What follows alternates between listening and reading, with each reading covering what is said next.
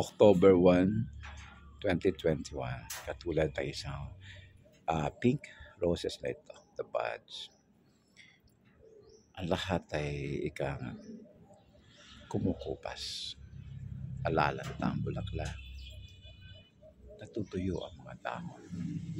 Pero alam mo ba, sa pagsisimula ng buhay, tayo kang titingin dito sa umuusbong na rosas.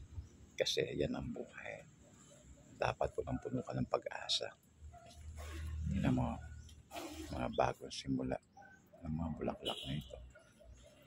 Kaya nga, huwag kang matatakot na magsimula. Kasi kapag nakita mo yung mga magandang bulaklak na ito, sign na ito, pagbabago. Kaya nga, diba? Lagi mo iintindihin at unawain mo palagi.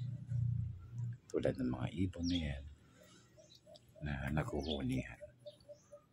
Ito yung pinakamaliit kong hardin kung saan ito ginugugol ang mga panahon na kung saan wala akong kausap, pero itong mga halaman kong ito, sila nagbibigay sa akin ng buhay upang ako'y makipaglaban at maging masiglang.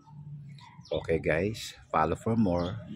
This is Kuya Norving saying maraming salamat. Happy October.